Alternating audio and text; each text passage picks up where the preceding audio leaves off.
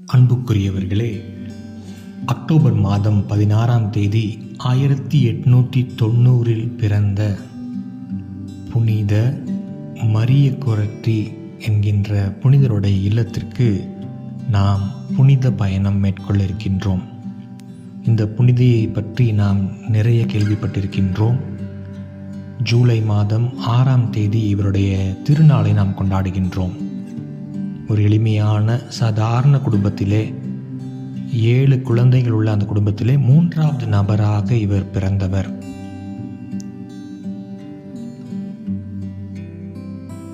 இவருடைய தந்தை புனிதைக்கு 9 வயது இருக்கின்ற பொழுது இறந்து விடுகின்றார். தாய்தான் குழந்தையை கஷ்டப்பட்டு வளர்க்கின்றார்கள்.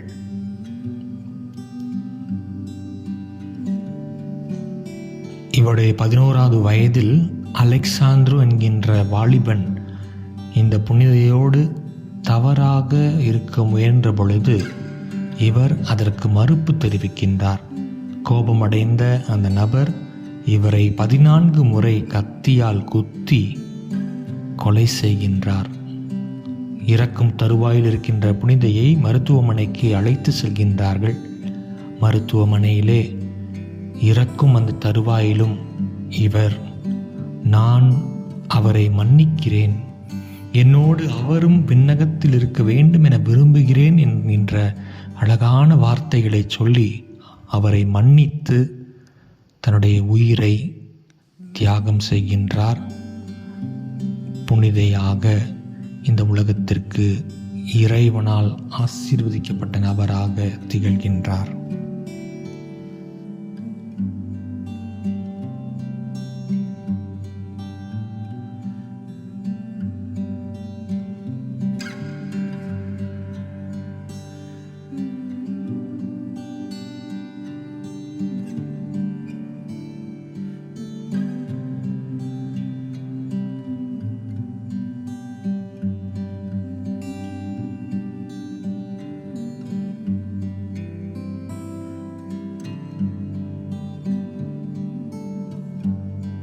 இதோ நாம் பார்த்து கொண்டிருக்கின்ற இந்த இடத்தில்தான் நம்முடைய புனிதை இறந்ததாக நாம் பார்க்கின்றோம்.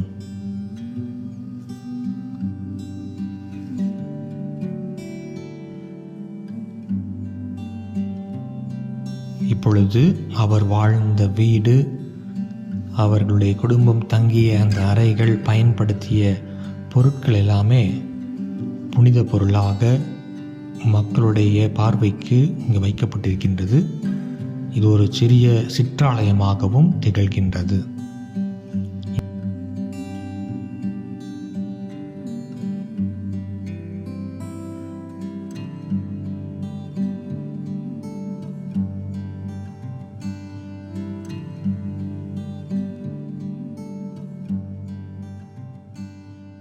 இன்னொரு சிறப்பு என்னவென்றால், இந்த புனிதனுடைய வீட்டுக்கு நாம் வருகின்ற பொழுது, இந்த புனிதையினுடைய வீட்டுக்கு புனித 2ஆம் ஜான் பால் திருத்தந்தையாக அவர் இருந்த பொழுது இந்த இல்லத்தை சந்தித்திருக்கின்றார்.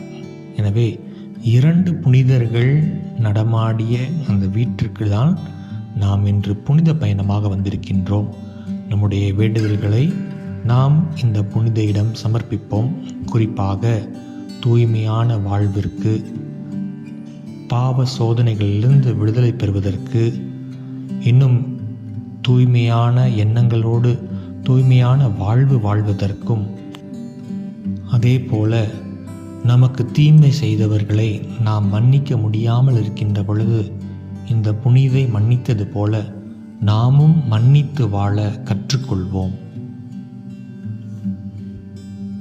இறைவன் உங்களையும் உங்கள் குடும்பத்தாரையும் புனித மரிய கொரட்டி வழியாக நிறைவாக ஆசீர்வதிப்பாராக.